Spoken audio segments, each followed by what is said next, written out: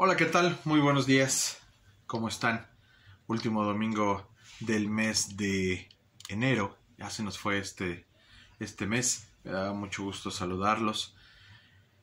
Voy a pedir, por favor, si vamos en oración para empezar este mensaje, este último mensaje del mes de enero. Si inclinamos nuestro rostro y vamos a la presencia de nuestro Señor en oración. Padre Santo, Señor, gracias, Señor, por este mes que termina, que concluye. Gracias por lo bueno y por lo malo, Padre Santo, de este mes. Gracias porque durante este mes nos permitiste comenzar el estudio de este hermoso libro, Señor, que es Hechos de los Apóstoles. Gracias, Padre Santo, por tu bendición. Permítenos que entendamos, que abramos nuestro corazón y nuestra mente y nuestro espíritu para entender y aplicar este mensaje, Señor, en nuestras vidas. Gracias, Padre. En el bendito nombre de tu Hijo Jesucristo. Amén. Muy bien. Vamos a comenzar. Y tengo unas preguntas para ti, que nos podemos hacer todos. ¿Cómo hacemos? ¿Cómo lo llevamos a cabo tú y yo cuando nos presentamos ante alguien, ante los que nos rodean, como seguidores de Cristo? ¿Cómo testificamos a Jesús? ¿Qué es testificar? Para comenzar, es afirmar la verdad de un hecho con testigos. El cristiano da testimonio de Jesucristo. ¿Cómo enseñamos lo que Jesús ha hecho en nuestras vidas? Lo que nos ha enseñado, lo que hemos aprendido con sus mensajes, con su palabra.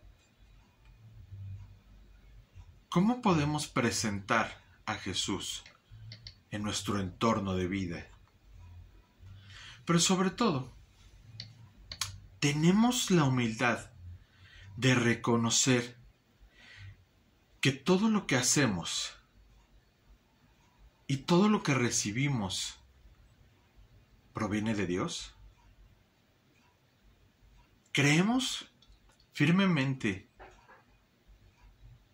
que todo lo que nos da, no nada más económicamente, porque muchas veces pensamos que la provisión de Dios solamente se refiere a dinero, a trabajo, sino de todo lo que nos da el Señor. Y tenemos esa humildad de decir, ¿proviene de Él? ¿O proviene de mí, de mi inteligencia, de mis conocimientos, de mi sacrificio? Y eso es una pregunta que quiero que te quedes en tu mente el día de hoy, porque va muy de la mano con los versículos que vamos a estudiar el día de hoy. Y te voy a pedir que me acompañes a Hechos 3, 1, 26. Y terminando el 26 pasamos a Hechos 4, 1, 31. Son varios versículos que se compone el mensaje de hoy. Te repito, Hechos 3, 1, 26. Y seguimos a Hechos 4, 1, 31. Y dice así Hechos 3, 1, 26. Un día subía Pedro y Juan al templo a las 3 de la tarde, que es la hora de la oración. Junto a la puerta llamada Hermosa había un hombre lisiado de nacimiento, al que todos los días dejaban ahí para que pidiera limosna a los que entraban en el templo. Cuando éste vio que Pedro y Juan estaban por entrar, les pidió limosna. Pedro, con Juan, mirándolo fijamente, le dijo: «Míranos». El hombre fijó en ellos la mirada esperando recibir algo. «No tengo plata ni oro», declaró Pedro, «pero lo que tengo te doy. En el nombre de Jesucristo de Nazaret, levántate y anda». Y tomándolo por mano derecha, lo levantó. Al instante, los pies y los tobillos del hombre cobraron fuerza. De un salto se puso en pie y comenzó a caminar. Luego entró con ellos en el templo con sus propios pies, saltando y alabando a Dios. Cuando todo el pueblo lo vio caminar y alabar a Dios, lo reconocieron como el mismo hombre que acostumbraba a pedir limosna sentado junto a la puerta llamada Hermosa, y se llenaron de admiración y asombro por lo que le había ocurrido. Mientras el hombre seguía aferrado a Pedro y a Juan, toda la gente que no salía de su asombro corrió hacia ellos al lugar conocido como Pórtico de Salomón. Al ver esto, Pedro les dijo: «Pueblo de Israel, ¿por qué les sorprende lo que ha pasado? ¿Por qué nos miran como si por nuestro propio poder o virtud hubiéramos hecho caminar a este hombre? El Dios de Abraham, de Isaac y de Jacob, el Dios de nuestros antepasados, ha glorificado a su siervo Jesús. Ustedes lo entregaron y lo rechazaron ante Pilato, aunque éste había decidido soltarlo. Rechazaron al santo y justo y pidieron que se indultara a un asesino. Mataron al autor de la vida, pero Dios lo levantó de entre los muertos, y de eso nosotros somos testigos. Por la fe en el nombre de Jesús, Él ha establecido a este hombre, a quien ustedes ven y conocen. Esta fe que viene por medio de Jesús lo ha sanado por completo, como les consta a ustedes. Ahora bien, hermanos, yo sé que ustedes y sus dirigentes actuaron así por ignorancia, pero de ese modo Dios cumplió lo que de antemano había anunciado por medio de todos los profetas, que su Mesías tenía que padecer. Por tanto, para que sean borrados sus pecados, arrepiéntanse y vuélvanse a Dios, a fin de que vengan a tiempos de descanso de parte del Señor, enviándoles el Mesías que ya había sido preparado para ustedes, el cual es Jesús. Es necesario que Él permanezca en el cielo hasta que llegue el tiempo de la restauración de todas las cosas, como Dios lo ha anunciado desde hace siglos por medio de sus santos profetas. Moisés dijo: «El Señor su Dios hará surgir para ustedes de entre sus propios hermanos un profeta como yo. Presten atención a todo lo que les diga, porque quien no le haga caso será eliminado del pueblo». En efecto, a partir de Samuel, todos los profetas han anunciado estos días. Ustedes, pues, son herederos de los profetas y del pacto que Dios estableció con nuestros antepasados, al decirle a Abraham: «Todos los pueblos del mundo serán bendecidos por medio de tu descendencia». Cuando Dios resucitó a su siervo, le envió primero a ustedes para darles la bendición de que cada uno se convierta de sus maldades. Y ahí pasamos a Hechos 4, 1, 31. Seguimos ahí mismo en la página siguiente. Mientras Pedro y Juan le hablaban a la gente, se les presentaron los sacerdotes, el capitán de la guardia del templo y los saduceos. Estaban muy disgustados porque los apóstoles enseñaban a la gente y proclamaban la resurrección, que se había hecho evidente en el caso de Jesús. Prendieron a Pedro y a Juan, y como ya anochecía, los metieron en la cárcel hasta el día siguiente. Pero muchos de los que oyeron el mensaje creyeron, y el número de estos, contando solo a los hombres, llegaba a unos 5,000. Al día siguiente se reunieron en Jerusalén los gobernantes, los ancianos y los maestros de la ley. Allí estaba el sumo sacerdote, Anás, Caifás, Juan, Alejandro y los otros miembros de la familia del sumo sacerdote. Hicieron que Pedro y Juan comparecieran ante ellos y comenzaron a interrogarlos. ¿Con qué poder o en nombre de quién hicieron ustedes esto? Pedro, lleno del Espíritu Santo, le respondió: «Gobernantes del pueblo y ancianos, hoy se nos procesa por haber favorecido a un inválido, y se nos pregunta cómo fue sanado. Sepan pues todos ustedes y todo el pueblo de Israel que este hombre está aquí delante de ustedes, sano, gracias al nombre de Jesucristo de Nazaret, crucificado por ustedes, pero resucitado por Dios. Jesucristo es la piedra que desecharon ustedes los constructores, y que ha llegado a ser la piedra angular. De hecho, en ningún otro hay salvación, porque no hay bajo el cielo otro nombre dado a los hombres mediante el cual podemos ser salvos». Los gobernantes, al ver la osadía con la que hablaba Pedro y Juan, y al darse cuenta de que era gente sin estudios ni preparación, quedaron asombrados y reconocieron que habían estado con Jesús. Además, como vieron que los acompañaba el hombre que había sido sanado, no tenían nada que alegar. Así que les mandaron que se retiraran del consejo y se pusieron a deliberar entre sí. ¿Qué vamos a hacer con estos sujetos? Es un hecho que por medio de ellos ha ocurrido un milagro evidente. Todos los que viven en Jerusalén lo saben, y no podemos negarlo.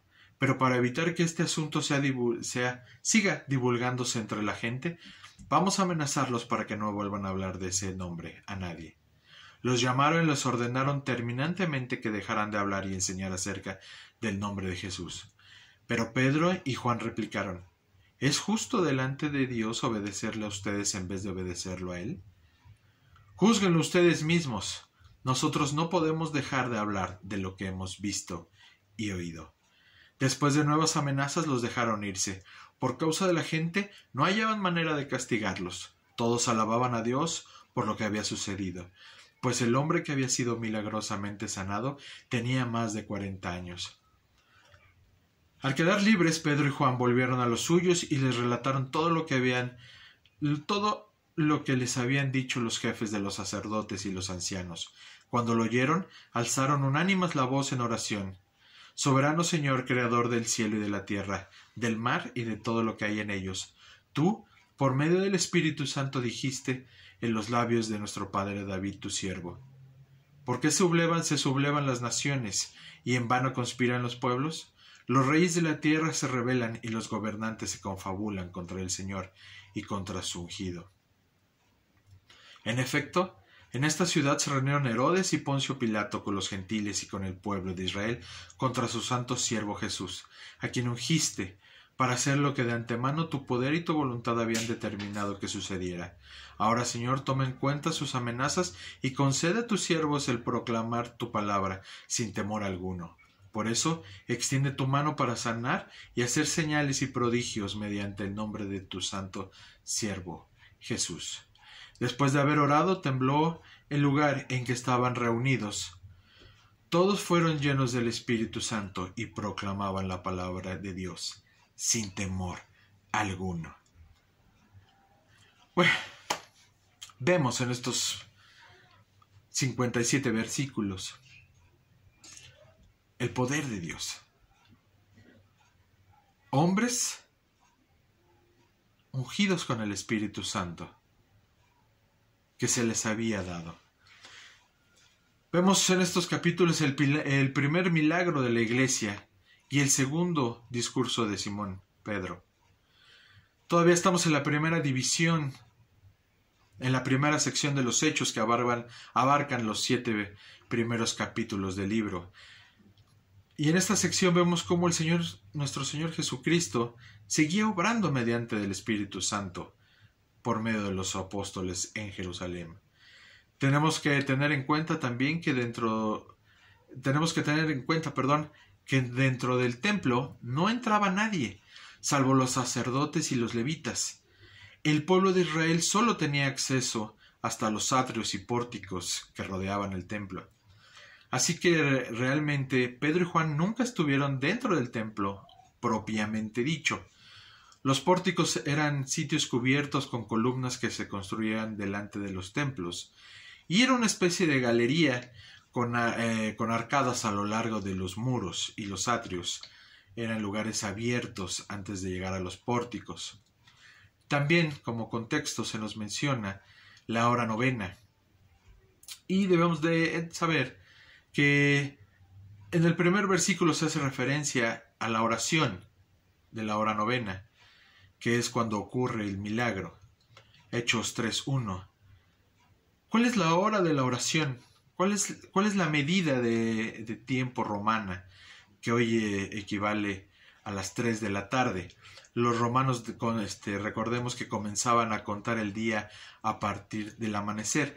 Entonces podemos ver un escenario concurrido. Era la tarde totalmente cuando esto sucede. Cuando los apóstoles se acercan al templo a orar y se encuentran con el cojo. Y este es nuestro primer punto, la curación del inválido, del cojo. Vemos cómo todavía hay una iglesia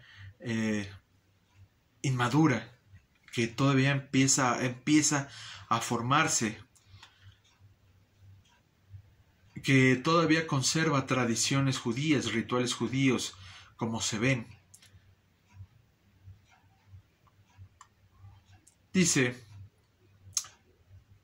que los apóstoles encuentran a un cojo de nacimiento que se dirige a ellos.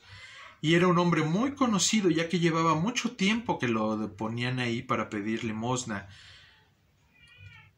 Y Pedro y Juan le prestan atención a la necesidad que tenía este hombre. Seguramente la mayoría de los judíos lo pasarían por alto y no le pondrían atención. Pero ellos se detienen a conversar con él. Llama la atención que ellos sí tienen ese rastro de misericordia hacia él. ¿Qué es lo que realmente necesitaba el cojo? Llevaba años pidiendo limosna. Dios hace mucho más de lo que pedimos e imaginamos, hermanos. Este hombre pedía dinero, pero a cambio recibió sanidad y salvación. Así debemos de conocer a nuestro Dios. Muchas veces tú y yo requerimos de una sana economía y más en estos tiempos difíciles. Pero tal vez no es lo que necesitamos. Tal vez Dios nos dice, no es lo que necesitas. Tú lo que necesitas es sanidad y salvación en tu vida. Así es nuestro Dios, que siempre nos sorprende de maneras que va más allá de lo que tú y yo podemos creer. En Hechos 3, 7, 10 se nos dice, y tomándole por la mano derecha, le levantó. Tomemos en cuenta que una cosa es decir, levántate y anda, pero otra cosa mucho mayor es, dice la palabra, que lo tomó literalmente de la mano y lo levantó. ¿Sí? Con fuerza, con osadía. Y el hombre se puso de pie. ¿Qué nos está enseñando con esta acción, Pedro? ¿Cómo sabía Pedro que se iba a poner de pie? Pedro nos enseña a confiar plenamente en Dios. Eso es lo primero que nos enseña Pedro con esta acción. Confía plenamente en Dios, que estás lleno de su Espíritu. Esto no era algo que Pedro hizo por un capricho. Él lo hizo bajo la dirección específica del Espíritu Santo.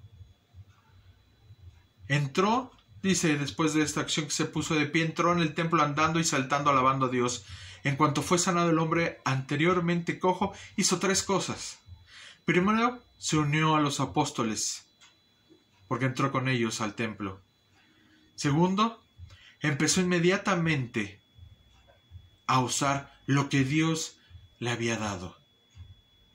Dice la Escritura que estaba andando y saltando. Y finalmente empezó a alabar y a adorar a Dios. Si hacemos un poco de memoria en nuestras vidas, tú y yo hicimos lo mismo. Tú y yo nos aferramos primero a su palabra. Después andábamos saltando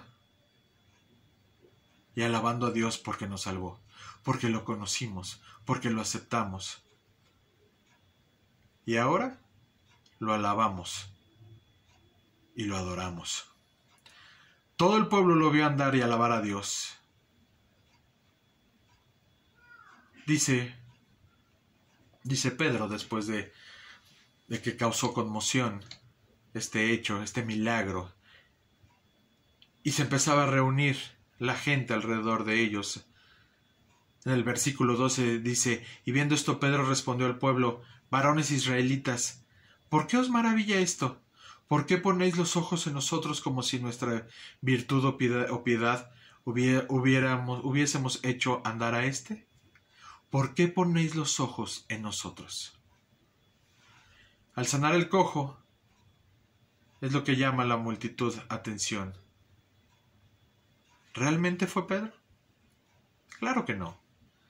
fue el poder de Dios quien lo levantó. Naturalmente la multitud atribuía este milagro a Pedro y a Juan. Ellos los vieron levantarse, pero lo primero que hace Pedro es corregir a la multitud. No fue nuestra fuerza, ni nuestra piedad el que hizo andar a este cojo. No es lo que tú y yo hacemos. No es cuando enseñamos el Evangelio y llevamos a alguien a los pies del Señor. Es el Espíritu Santo el que lo hace.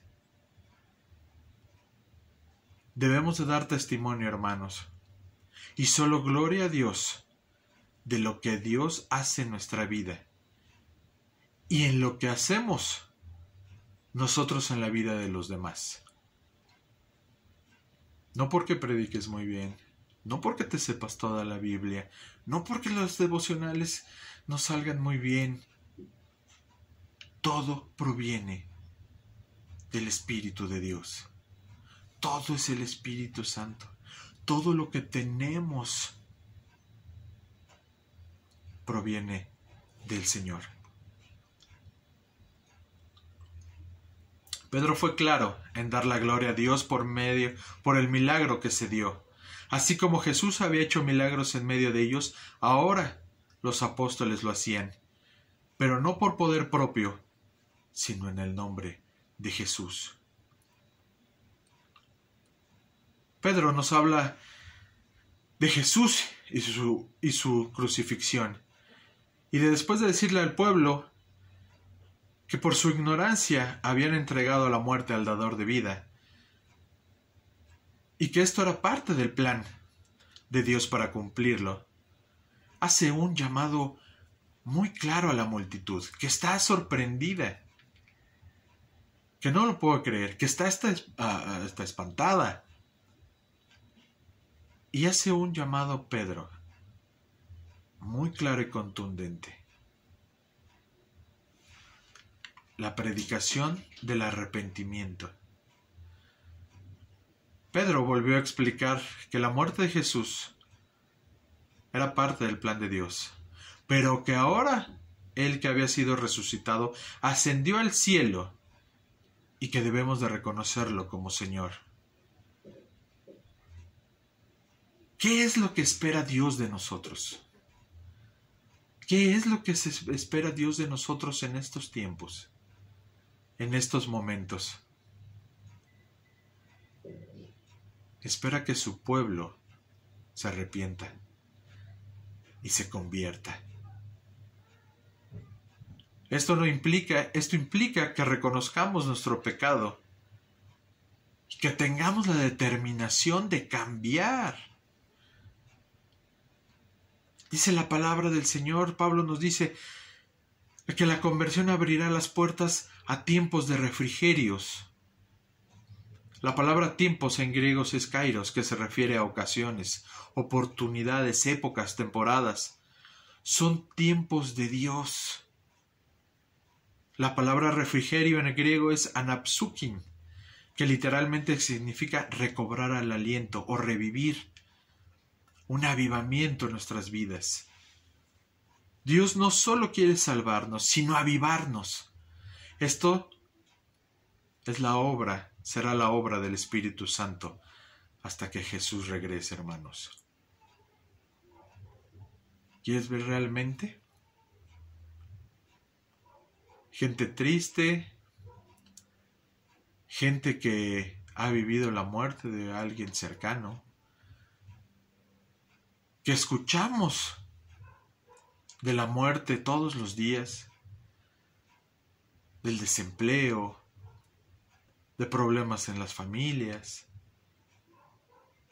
Es momento de reavivar, es momento de cambiar, es momento de aceptar a Jesús. Es momento de arrepentirse, como dice nuestro hermano Pedro. Dios llama al arrepentimiento con varias promesas, para que sean borrados vuestros pecados, para que vengan tiempos de refrigerio, de alivio, de descanso, para que envíe a Jesucristo, quien estará en el cielo, hasta los tiempos de restauración de todas las cosas. Queremos las bendiciones, oramos por bendiciones, pero no oramos porque nos arrepentamos, y porque el que necesita esas bendiciones primero se arrepienta, que cambie su vida y su forma de pensar.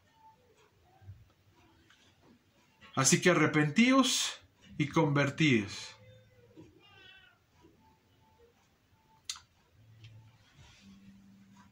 Tú que me ves y me escuchas, arrepiéntete, conviértete. Y si tú ya estás convertido, ya no cambies. Porque tú y yo testificamos y damos gloria a Dios de habernos sanado de nuestras incapacidades y pecados. Dejemos nuestra maldad, hermanos. Si tienes a alguien junto a ti, en tu entorno, en tu familia, en tu trabajo, llévalo a los pies de Cristo. Enséñales el milagro que ha hecho Dios en ti. Háblales. Diles que se arrepientan, que cambien su vida. Alejémonos de la maldad. Porque en la misma palabra Pedro nos dice que hay consecuencias de no arrepentirse.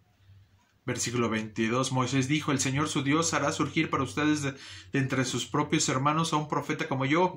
Presten atención a todo lo que les diga, porque quien no haga caso será eliminado del pueblo. Y hay una herencia, hay una promesa. Hay una promesa que se nos da. Siempre el Señor nos habla de promesa, de una herencia. Versículo 25. Ustedes pues son herederos de los profetas y del pacto que Dios estableció con nuestros antepasados, al decirle a Abraham: todos los pueblos del mundo serán bendecidos por medio de tu descendencia. Cuando Dios resucitó a su siervo, lo envió primero a ustedes, para darles la bendición de que cada uno se convierta de sus maldades. Conviértete de tus maldades, hermano, hermana. Tú y yo somos herederos de esa bendición y responsables de llevar su palabra y hacer que los demás se arrepientan y se conviertan. Esto no termina nada más con aceptar, sino hay que llevar y hacer que el mundo se arrepienta. De ahí pasamos a Hechos 4, 1:24. Y podemos ver la primera persecución de la iglesia. Tenemos aquí la primera persecución, pero también se manifiesta el Espíritu Santo en este capítulo 4 y revela el resultado del segundo sermón de Pedro. 5,000 hombres fueron salvados. Por lo tanto, los apóstoles fueron arrestados y puestos en la cárcel por instigación de los saduceos, cuyo único motivo fue proclamación de la resurrección de Jesucristo. Dice: mientras ellos hablaban al pueblo, vinieron sobre ellos los sacerdotes con el jefe de la guardia del templo y los saduceos resentidos de que se enseñara al pueblo y anunciaran en Jesús la resurrección de entre los muertos. ¿Quiénes fueron los que encabezaron la persecución contra el Señor, contra nuestro Señor, y que por fin fuera arrestado y llevado a la cruz? Bueno, fueron las autoridades religiosas, específicamente los fariseos. Y en estos capítulos, en estos versículos, se nos habla de los saduceos, quienes no creían en la resurrección, y entonces fueron ellos los que se constituyeron enemigos contra los apóstoles que estaban proclamando a Jesús. la persecución. Tú y yo debemos de tener claros que siempre que proclamemos a Jesús vamos a ser perseguidos. En el momento que tú y yo proclamemos el arrepentimiento, una nueva forma de vivir, dejar de hacer el mal, seremos atacados y seremos perseguidos. Y es parte de seguir a Jesús. En ningún momento en la palabra del Señor dice, en la Biblia, que tuvieron miedo Pedro y Juan, sino que fueron valientes al proclamar quién había hecho realmente el milagro. Humanamente, tal vez Pedro se hubiera intimidado ante el cuestionamiento de los líderes religiosos, pero a ello, en este momento estaba lleno del Espíritu Santo y pudo hablar con claridad ante la pregunta que le hicieron. Pedro respondió y confirmó que el cojo había sanado en el nombre de Jesús. Dos hombres que estaban siendo interrogados por el Sanedrín, por el consejo religioso, amenazados para que no continuaran llevando el mensaje, y menos la resurrección de Jesús. Así como Pedro, hermanos, también nosotros debemos de tener el valor de dar testimonio de lo que Dios ha hecho en nuestra vida y no quedarnos callados por temor a los hombres. ¿Por qué realmente el Evangelio no es compartido en esta época? Por miedo a la crítica, por miedo a que me aleje mi familia, a que me vean mal, a que me dejen de hablar mis compañeros del trabajo, porque prefiero irme a la fiesta que hablar del Evangelio, de lo que está mal, porque prefiero decir que me quedo en mi casa en vez de ir a la iglesia o a un curso, o decir que mis amigos son cristianos. Debemos de tener el valor de dar nuestro testimonio a todo aquel que nos rodea. No debemos de tener temor de los hombres, porque el Espíritu Santo está con nosotros. Muchos creyeron, a pesar de las mentiras de los líderes religiosos, muchos creyeron en el testimonio de los discípulos de Jesús. ¿Cuál fue el efecto? Quedar en libertad. Cuando tú y yo estamos y proclamamos la verdad del Evangelio y tenemos pruebas y testificamos de ello, no hay poder ni maldad que pueda con ello. Y quedaron libres porque no pudieron fincarles cargo alguno. Para los apóstoles y para nosotros es importante saber que Dios estaba en control de la situación. No solo de lo que había pasado, sino de lo que iba a suceder después, pues sabían que iban a seguir amenazándolos y que los conflictos continuarían. Podemos estar seguros, hermanos, de que Dios tiene el control, pero eso no quiere decir que no vamos a tener que enfrentar problemas, que vamos a tener oposición, pero que al final el Señor triunfará. Llenos del Espíritu Santo. Es el mismo poder y la llenura del Espíritu Santo que tenemos tú y yo para hablar de Dios. No tengas duda, hermano, hermana. El Espíritu Santo habita en ti y en mí. Para concluir, a los necios les encanta ver cosas maravillosamente espectaculares, pero muchas de ellas se llevan a cabo en la vida diaria por medio de la obra de Dios. Los judíos que querían señales milagrosas, y los griegos buscaban sabiduría. Pero nosotros buscamos a un Mesías crucificado que nos salvó.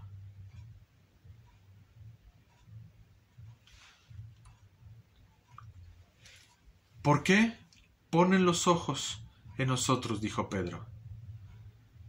Hermanos, en nosotros no hay ningún poder especial. Dios es quien nos usa como instrumentos de su bendición.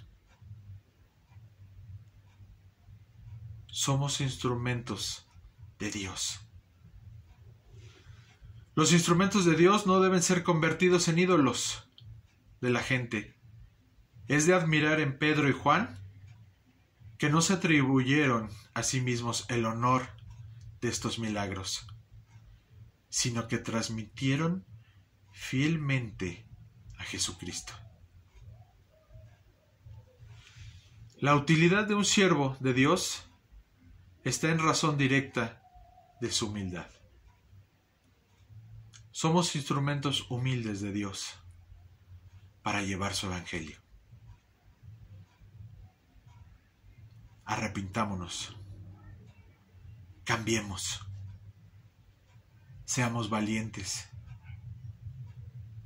seamos de utilidad porque somos sus herramientas, pero sobre todo, seamos humildes cuando transmitimos a Jesús. Vamos a orar. Padre Santo, Dios Todopoderoso, Señor, gracias, Padre, porque lo que el mundo necesita y siempre necesitará es de ti, Señor, hasta que tú regreses. Porque lo que tú quieres es arrepentimiento. Que volvamos a vivir en ti, Señor, que vivamos en ti. Porque todo está bajo control tuyo, no nuestro. Porque debemos de ser humildes, Señor, porque solamente somos instrumentos tuyos. Permítenos ir, Señor, llenos del Espíritu. Caminar por esta vida llenos del Espíritu, Señor. Con valentía, Señor. Y sin miedo, aún sabiendo que seremos atacados. No hay mayor privilegio y bendición que poder proclamarte, Señor, y mostrar lo que has hecho en nuestra vida. Ese milagro de cambio, de una vida nueva que nos has dado, como la que recibió el cojo en estos versículos que hemos estudiado, Señor. Gracias, Padre Santo, por la bendición, Señor. Gracias porque podemos llamarte Padre. En el bendito nombre de tu Hijo Jesucristo. Amén. Dios los bendiga, que tengan un excelente y bendecido domingo y un bendecido inicio de mes de febrero. Dios les bendiga a todos.